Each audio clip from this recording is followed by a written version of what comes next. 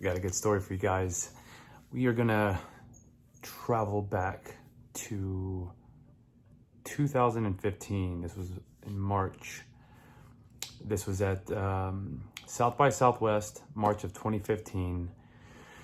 And I think it was on a Wednesday. I got a call from my buddy, and he said, "Hey, no guarantees yet. But my friend with the wine bar is having an HBO Game of Thrones party, and Snoop Dogg is going to be DJing at this show. I might be able to get you in, but no guarantees." Now, I had just created this studio, and it was going to be called Figure It Out Comedy. And I thought to myself, man, if I could get Snoop Dogg to say, "I'm figuring it out with Kale motherfucking Snyder," that would be a really cool intro part of my video for the podcast. So I'm like, I'm strategizing, how would I be able to get him to do that for me? I'm like, well, everyone knows that Snoop Dogg smokes. So in my mind, I'm thinking if I show up with some good weed, that he would be more than happy to do that for me, right? So my friend was telling me that this would happen on Friday, and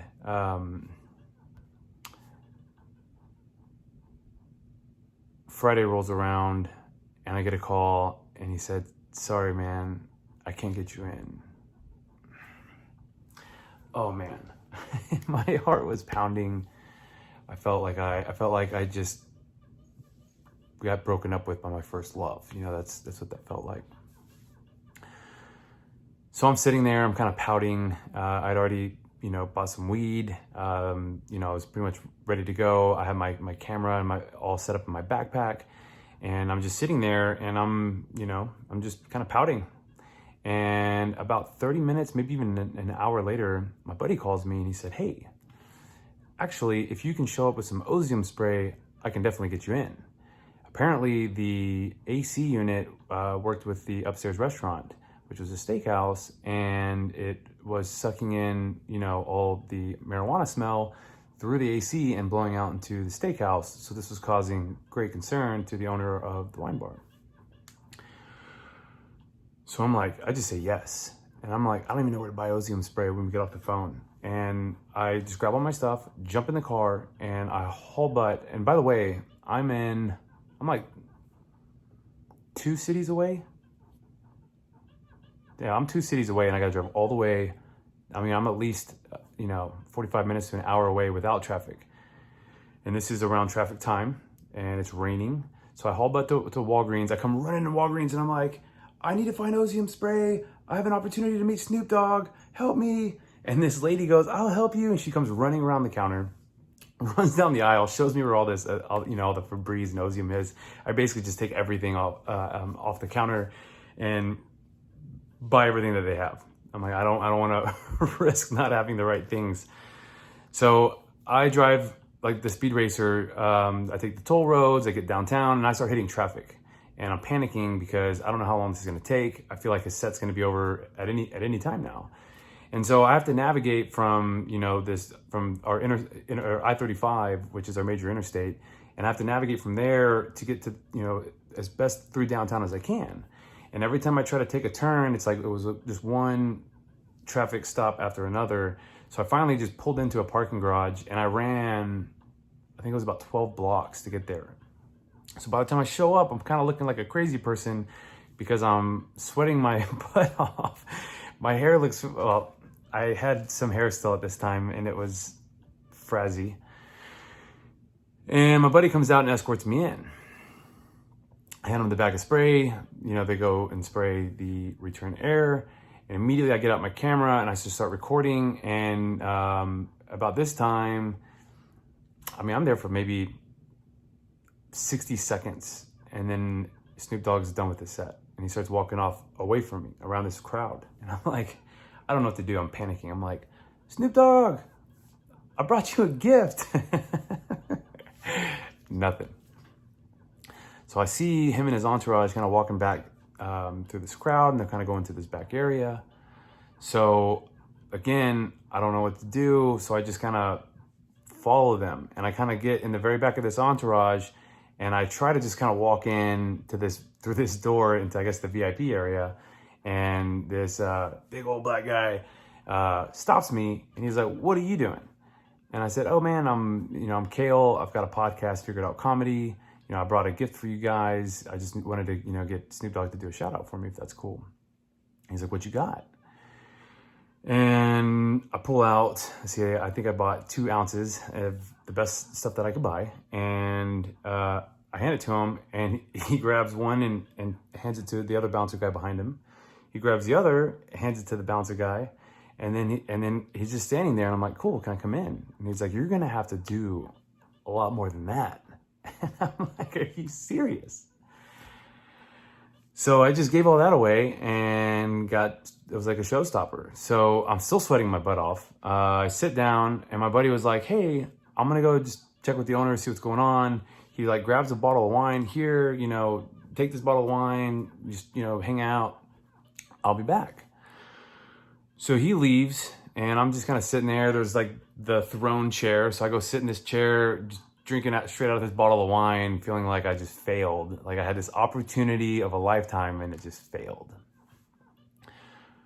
Well, here comes my buddy. His eyes are kind of red, and he's just kind of giggly, and he comes out, and he's like, "Man, I just smoked weed with Snoop Dogg."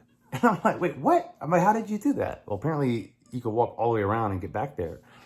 And I'm like, "Dude, you gotta bring me back there." And he knows how much I like to talk. And he also knows that I had the intention to try to get him to do a shout out for me. So he made me make a deal. He said, "Okay." He's like, "I'll bring you back there, but you can't talk." He's like, "You can't say anything." I'm like, "Nothing?" He's like, "No, you can't say anything." I was like, all right, fine, deal. So he takes me back there, and it's like this long little strip area, and Snoop Dogg's in the very far back. There's like couches set up, and his entourage is kind of mixed on these chairs with the group that's sitting with him. And then the guy that took the weed from me is just sitting on the couch, and he just kind of gives me a heads up, like, "Oh, you're back here? Cool." So I was like, "Is it cool if I go over there and smoke?" My buddy was like, "Yeah, go for it." So I went and I gave like a little half hug to the bouncer that took all my weed and told him which one is supposed to be the better of the two. And he just said, "Cool, appreciate you." And I walk over, and both the bouncers, they kept that weed. It turned out that Snoop Dogg had like a backpack with his own strand, moon something. And so I walk up there, and it turns out, so apparently Snoop Dogg doesn't smoke out of bongs. He's a blunt kind of guy. And when you're a guy like me, and you're walking this long like hallway type of distance. I mean, it's a long distance. It felt like forever to walk up to Snoop Dogg, because I don't really know anybody in this scenario. I'm just walking up there to smoke with him, and I can't talk. So I walk up there. I'm still sweating, and Snoop Dogg's standing next to this. It's like a $2,500 champagne bottle that was converted into a bong just for Snoop Dogg. And so when I walk up, I reach over to grab it, and as I'm reaching, here comes Snoop Dogg's hand to grab it, and I was like, "Oh, my bad." He's like, "It's okay." He's like, "Do you want to smoke?" And I was like, "Yeah, if that's cool." And I went to try to take a hit, and it's clogged. And I'm like, I'm not supposed to say anything. Do I just pretend to take a hit? Like, what? I don't know what to do here. And I'm like, this isn't right though, because if I'm gonna say I smoke with Snoop Dogg, I want to smoke with him. So I was like, "Oh man," I'm like, "This thing's clogged." He's like, "It's clogged." He's like, "Well, clean the bowl out." So I grabbed the bowl. I grabbed my keys. I'm like, "Man, where should I put this?" He's like, "Put it on the table." So I get it all cleaned out, get it ready. He reaches in his bag and just dumps nugs in my hand. And I'm like, holy shit. So I'm nervous. I'm breaking this up, just going to town, and put it in this bowl. I take a hit. I take 4 of the biggest hits of my life. And I was like ridiculously stoned. But after I was done, I just looked at Snoop Dogg and said, "Hey man, I'm Kale. It's nice meeting you. I appreciate you, let me smoke," and gave him some nucks. and that was that. Well, I guess there's a little more to the story, but that's pretty much, the gist of it. I got to smoke with Snoop Dogg, and the only other really person that I would love celebrity-wise to smoke with, I think, would be Willie Nelson. If I have the opportunity to do that, I hope I can at least get that one more famous weed guy. Snoop and Willie at the same time would be even more epic. Hope you guys enjoyed that story. Cheers.